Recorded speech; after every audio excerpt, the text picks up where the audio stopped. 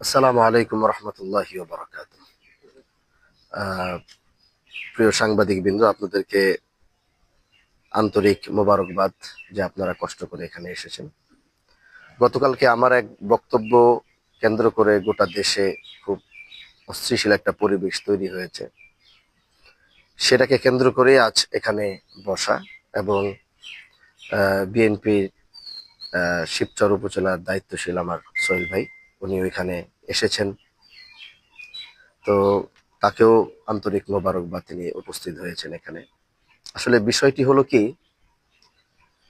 আহ, আপনারা যারা দেখেছেন যে আমি আহ, রাজনীতিতে পাড়া দেওয়ার পর, ইলেকশনের আগে এবং ইলেকশনের পর সচলাচল আমি কখনো কারো বিরুদ্ধে, কোনো দলের বিরুদ্ধে আমি কোনো কথা বলিনি। এবং ইলেকশনের আগেও আপনারা খেয়াল করবেন যে কোনো দলের বিরুদ্ধে আমি কোনো ধরনের স্টেটমেন্ট দেইনি, প্রয়োজন মনে করিনি স্টেটমেন্ট দেওয়া।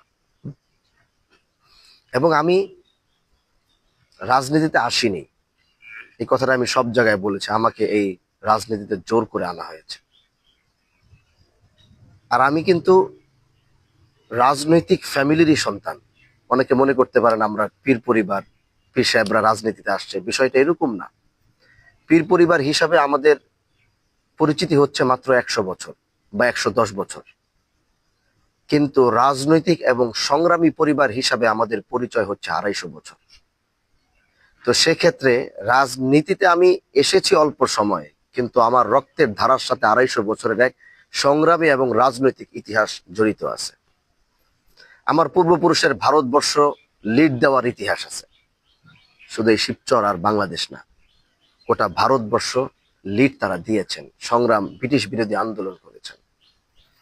এজন্য আমি রাজনীতিতে আসতে চাইনি। যেহেতু আমাকে আনানো হয়েছে, তখন থেকে প্রতিজ্ঞা করেছিলাম যে আমি স্বচ্ছ রাজনীতি করব, নতুনত্বের কিছু রাজনীতি করব। প্রতিহিংসা, আধিপত্য, এগুলোর রাজনীতি আমি যদি করতে হয় তাহলে আমি রাজনীতিতে পাড়া দেব না। এবং সেই অঙ্গীকারটি নিয়ে এখন পর্যন্ত আমি সেই জায়গায় অটল আছি। এবং যতদিন আল্লাহ আমাকে রাজনীতির মাঠে রাখুক, আমি চেষ্টা করব আমি আমার সেই জায়গাটুকু ধরে রাখতে। এখানে বিএনপির কথা আসছে। দেখেন, জাতীয়তাবাদী দলের সাথে হাজী শরিয়াতুল্লাহর বংশ, বিশেষ করে আমাদের একটি ঐতিহ্য, পারিবারিক সম্পর্ক। শুধু জাতীয়, এদেশের যতগুলো দল রয়েছে, এই যে সোহেল ভাই একটা কথা বললেন, আমরা কিন্তু আসলেই সব দল মতের ঊর্ধ্বে। এদেশের মানুষ আমাদেরকে দেখে, এটাই বাস্তব। কিন্তু এখন দেখা গেছে আমি রাজনৈতিকভাবে আসার কারণে একটি প্ল্যাটফর্মে আসছি। কিন্তু তারপরও আমি এতটুকু হলফ করে বলতে পারবো, যেটি সোহেল ভাই, আমরা কাছাকাছি এই যে আমাদের চিন্তা চেতনা কি, এটা অনেকটা আমরা জানি, বুঝি যে আমরা কি চাই। উনি তো এখানে আছেন, উনি আরো যারা এই যে বা আমরা যারা আছি, তারা কিন্তু সবাই, মানে আমি কি রাজনীতিটা চাই বা আমার পলিসিটা কি, এটা কিন্তু মোটামুটি ইয়াং জেনারেশন সবাই বুঝতে পারছে। এজন্য আপনি দেখবেন যে আমি এখানে নির্বাচিত হওয়ার পর একটি কথা বারবার আসছে, যে আমি এখানে নির্বাচিত হওয়ার পর একটা মারামারি, হানাহানি, গ্যাঞ্জাম কোথাও কিছু হয়নি। অথচ আপনি সোহেল ভাইকে জিজ্ঞাসা করেন, আমি হামজালা ব্যতীত যদি অন্য কেউ এখানে নির্বাচিত হতো, সে অন্য দল করতে পারে, কিন্তু তারা স্বীকার করতে বাধ্য হবে যে হ্যাঁ, যদি অন্য কেউ হতো এখানে রক্ত খোনাখুনি, মারামারি এখানে হবেই, হতোই এটা। কিন্তু আমি আসার পরে আমি সবার জন্য, আমি একটি প্রথম বক্তব্যে বলেছিলাম যে আমি এখন কোনো নির্দিষ্ট দলের এমপি না। যেহেতু আমি দায়িত্বের জায়গায় এসেছি, আমি সবার সবার দুঃখের সুখের কথা আমার শুনতে হবে। গতকালকে যে বক্তব্যটি আমি দিয়েছিলাম, এই বক্তব্যটি যখন আপনি পুরোটা শুনবেন, তখন আপনি আমার বক্তব্যের সার অংশ যেটা, সেটা বুঝতে পারবেন। কিন্তু হ্যাঁ, সেখানে আমি বলেছি যে বিএনপি এই দেশে থাকতে পারবে না, এটা স্লিপ অফ টাং হতে পারে। কেন বলছি? কারণ এই কথাটা আমার বলা, ধর আমার মাথায় ছিল একটা, মুখ থেকে বের হয়েছে আরেকটা। কথাটা এরকম ছিল যে আমার টার্গেট ছিল শিবচরে যারা জাতীয়তাবাদী দল বিএনপির নামে যারা উচ্ছৃঙ্খল করছে, অবৈধভাবে কোনো কাজের সাথে জড়িত হচ্ছে এবং সেই জায়গায় তারা বিএনপির নাম ভাঙাচ্ছে, এটা তো তারেক জিয়া আমাদের আমাদের আমাদের মাননীয় প্রধানমন্ত্রী জনাব তারেক রহমান সাহেব এটা অ্যালাউ করবে না। কারণ উনার যে রাজনীতির ধারা আমি গত কয়েকদিন বাংলাদেশে আসার পরে দেখলাম, উনি এই সমস্ত বিষয় যেগুলো আমাদের ভিলেজ পলিটিক্সে হয়ে থাকতেছে বা গ্রামগঞ্জে হয়ে থাকতেছে, এগুলো তো উনি কখনো অ্যালাউ করবে না। উনি কখনো অ্যালাউ করবে কেউ অবৈধভাবে বালু উত্তোলন, এটা অ্যালাউ করবে? উনি করবে না। কেউ বাস স্ট্যান্ডে গিয়ে এই নামের উপরে যদি বলে আমি এই দলের ছাত্রদের এটা এই নামের উপরে যদি কেউ চাঁদা এটা অ্যালাউ করবে? করবে না। উনি যে নতুন ধারার রাজনীতিটাকে নিয়ে আসছে, আমার চিন্তাধারা, আমি যে চিন্তাধারার রাজনীতিতে পাড়া দিয়েছি, আমি দেখলাম যে জনাব তারেক রহমান সাহেব সে একই ধারার রাজনীতি করছেন।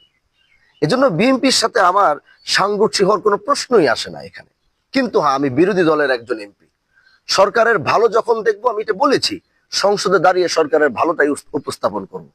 যখন দেখবো সেখানে কোনো খারাপ কিছু, সংসদে দাঁড়িয়ে সেটা উত্তোলন করব। কিন্তু আমি যে কথাটি কালকে বলতে চেয়েছিলাম, এই দেশে বিএনপি থাকতে পারবে না, এই কথাটি এরকম ছিল না। কথাটি এরকম ছিল, আমি শিবচরকে, পরের কথাটা আপনারা দেখবেন যে আমি সাথে সাথে শিবচরের কথাটি নিয়ে আসছিলাম এবং বলতে চেয়েছিলাম যে শিবচরে যারা বিএনপির নামে উল্টাপাল্টা করবে, আমি এই কথাটি বলেছিলাম যে তাদের মাধ্যমে কিন্তু বিএনপির মান সম্মান ইজ্জত নষ্ট হবে, এই কথাটা আমি বলেছিলাম। এবং তার সাথে আমি এটাও বলেছিলাম যে জনাব তারেক রহমান সাহেবকে, মাননীয় প্রধানমন্ত্রী জনাব তারেক রহমান সাহেব, এটাও বলেছি যে আপনি যে ধারার রাজনীতি করতে চাচ্ছেন, কিছু মানুষ বা কিছু ব্যক্তি বিএনপি নামের উপরে সেই রাজনৈতিক ধারাটাকে কলঙ্কিত করছে। এটা বাংলাদেশের অনেক জায়গায় এটা হয়ে উঠতে, কিন্তু আমার বিশ্বাস যে ইনশাআল্লাহ এটা খুব দ্রুত উনি নিয়ন্ত্রণে এটা নিয়ে আসবে। আর আমাদের এই শিবচরের অবস্থান খুবই ভালো, আমাদের কারোর সাথেই কোনো মতভেদ নাই। এই যে আপনি দেখবেন যে আমাদের নির্বাচন হয়েছে, আমাদের সবকিছু হয়েছে, এই সব কিছুর ভিতরে সবার প্রতি সবার রেসপেক্ট ছিল, কারোর সাথে কোনো ধরনের কোনো কথা, ইভেন কি আমি কিন্তু প্রথমেই, আমি নির্বাচিত হওয়ার সাথে সাথেই আমি বিএনপির যিনি ছিলেন, আমি ওনাকে সাথে সাথে খবর পাঠিয়েছিলাম যে আমি ওনার সাথে দেখা করতে চাই। বাট হয়তো তিনি আপসেট ছিলেন, এজন্য হয়তো তিনি এটা অ্যাকসেপ্ট করতে পারেন নাই। এবং যারা যারা নির্বাচন করেছে, আমি ক্যান্ডিডেট হওয়ার সাথে সাথে প্রথম আমি তাকেই নক করেছিলাম। তো তারপর থেকে যারা যারা আছে, যারা যারা ক্যান্ডিডেট, আমি সবার সাথে গিয়ে দেখা করেছি। আমাদের একটা ভ্রাতৃত্বের সম্পর্ক আছে, পারিবারিক ঐতিহ্যের সম্পর্ক রয়েছে, তাছাড়াও বাহাদুরপুর দেশের একটা ঐতিহ্য। এজন্য আমি বলবো যে যারা আমার এই দেশে থাকতে এই কথাটি শুনে যারা মর্মাহত হয়েছেন, যারা ব্যথিত হয়েছেন, আমি আসলে আপনাদেরকে কষ্ট দেওয়ার জন্য বা ব্যথিত করার জন্য আমার এই কথাটা এভাবে ছিল না। আমরা আগামীতে নতুন এক বাংলাদেশ চাই। এই নতুন বাংলাদেশের জন্য যদি জনাব তারেক রহমান সাহেবকে আমাদের পার্লামেন্টে থেকে যদি তাকে আমাদের সহযোগিতা করা প্রয়োজন হয়, আমরা তার ভালো কাজের সবসময় সাধুবাদ জানাবো। আমরা নতুন বাংলাদেশ চাই, আমরা অন্যায় অবিচার মুক্ত এক বাংলাদেশ চাই। এবং আমরা চাই যে বাংলাদেশের স্বপ্ন দেশের মানুষ দেখেছে, এদেশের তরুণরা দেখেছে, প্রবাসীরা দেখেছে, সর্বসেক্টরের মানুষ দেখেছে, তারা যেই বিনির্মাণের বাংলাদেশের স্বপ্ন দেখেছে, আমরা সেই বাংলাদেশটা তাদেরকে উপহার দিতে চাই। এজন্য আমরা কাঁধে কাঁধ মিলিয়ে চলছি, আগামীতে আমরা কাঁধে কাঁধ মিলিয়ে চলবো। তারপরে একটি কথা এখানে এসেছে যে সরকার আইন প্রক্রিয়া ভাবেই তারা আমার ভোটকে কেন্দ্র করে বাংলাদেশে হয়তো বিএনপি হয়তো 2টা মামলা করেছে, এর ভিতরে আমি একটা, আর আরেকটা হচ্ছে মনে হয় আমাদের নাহিদ ইসলাম এনসিপির, এই 2টি মামলা হয়েছে। তো তারা আইনি প্রক্রিয়ায় সেটা যাচ্ছে, এটা নিয়ে আমার কোনো অভিযোগ নাই। কিন্তু তারপরেও এদেশের মানুষ দেখেছে যে আমাদের এখানে বাংলাদেশের সব জেলায় নির্বাচন হয়েছে, কিন্তু আপনি খেয়াল করবেন যে আমাদের এই শিবচর উপজেলাটার উপরে পুরো বাংলাদেশের কোটি কোটি মানুষের একটি আলাদা নজর ছিল এখানে, যেখানে কি হতে যাচ্ছে। তো এখানে আমরা বলবো যে স্বচ্ছতার এক পরিবেশ আমরা তৈরি করেছিলাম এবং খুব সৎভাবে নির্বাচনটি করেছিলাম। কিন্তু গতকালকে সেখানে ব্যারিস্টার বলল কারচুপির একটা কথা সেখানে বলা হয়েছে, সেটা আমার কষ্ট লেগেছে। যখন যদি সে বলতে পারতো অন্যভাবে, কিন্তু কারচুপি যখন বলেছে তখন আমি ব্যক্তিগতভাবে কষ্ট পেয়েছি। কারণ আমার এজেন্টকে যে আমি টাকা দিব, সেই টাকাটি আমার ছিল না।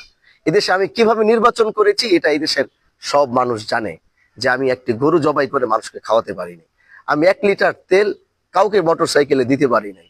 তো সেইখানে এত স্বচ্ছ নির্বাচনটাকে সেখান থেকে জাতীয় হাইকোর্টের মতো পবিত্র জায়গায় কারচুপি যখন বলা হয়েছে, তখন আমি ব্যক্তিগত কষ্ট পেয়েছি। এত স্বচ্ছ নির্বাচনটাকে, যেখানে বাংলাদেশের সবচেয়ে বেশি কম্পিটিশন হয়েছে এই আসনটাতে, এবং আমার মনে হয় সবচেয়ে অল্প ভোট যেটা হয়েছে সেটা মনে হয় এই আসনে হয়েছে, পুরো 300 আসনে।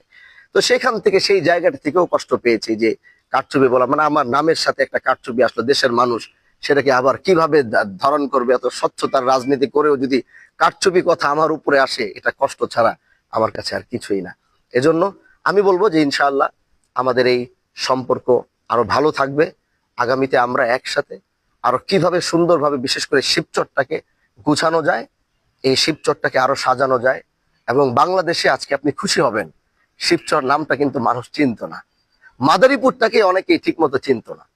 কিন্তু আজকে সোশ্যাল মিডিয়ার মাধ্যমে, প্রিন্ট মিডিয়ার মাধ্যমে আজকে গোটা দেশের সামনে শিবচর আর মাদারীপুর সবার মুখে মুখে এই নামটা চলে আসছে। আমরা এভাবেই চাই এই শিবচরটা একদিন মাথা উঁচু করে দাঁড়াবে। এই শিবচরের একটি ঐতিহাসিক সে হাজী শরিয়াতুল্লাহর জন্মস্থান এই শিবচর, সেটা আবার দেশের সামনে আবার নতুন করে পরিচিতি লাভ করবে। সেটা আমরা একসাথেই করব, আমরা একসাথে কাঁধে কাঁধ মিলে ভালো কিছু কাজ করব, এটাই আমার তামান্না। আবারও বলছি, যদি আমার সেই কথায় যেটা আমি বলতে চাইনি, ওই স্লিপ অফ টাঙে যদি কারো আঘাত লাগে, আমি আগেই বলছি, কাউকে আঘাত দিয়ে কথা বলার রাজনীতিতে আমি আসি নাই, কাউকে ছোট করে কথা বলার রাজনীতি আমি পছন্দ করি না, প্রতিহিংসার রাজনীতি আমি করব না, এটাই আমার টার্গেট। যারা আমার বিগত বক্তব্যগুলো দেখেছেন যে আমি এই প্রতিহিংসা, আঘাত করা, ছোট করা, এই সমস্ত রাজনীতি আমি করতেই চাই না। নতুনত্বের রাজনীতিতে আমি আপনাদের সাথে, পাশে সবাইকে সাথে নিই, সুন্দর এক শিবচর করার অঙ্গীকার নিয়ে আজকের মতো বিদায় নিচ্ছি। ইনশাআল্লাহ আবার হয়তো আপনাদের সাথে দেখা হবে, কথা হবে। আসসালামু আলাইকুম ওয়া রাহমাতুল্লাহি ওয়া বারাকাতুহু।